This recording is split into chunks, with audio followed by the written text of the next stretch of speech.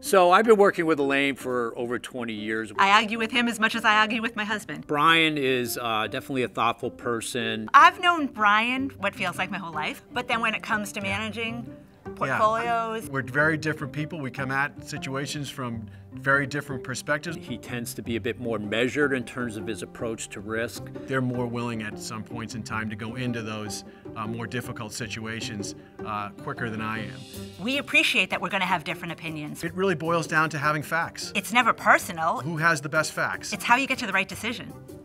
When the markets are volatile, it's fun to come to work and look for opportunities. There's a lot of bonds out there to buy at cheap prices. You'll see a big smile on my face.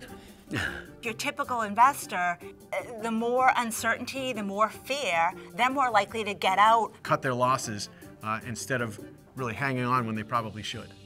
I think what's important in that type of scenario is to have a strong framework. Our analysts are very experienced. They cover a number of different industries and a lot of different companies. It's when we can rely on our research and our fundamental work and say, hey, markets are volatile, things are not being priced appropriately. And what we do is we go out there and we start buying. You'll have self-doubt occasionally when the market's telling you one thing and you're seeing things another way. Sometimes the best buys feel the worst. We don't necessarily know where the bottom is, but we do know when there's value in a marketplace. We always say we walk into decisions arm in arm. When volatility drops in the market and there's very few opportunities around, that's when everybody piles in.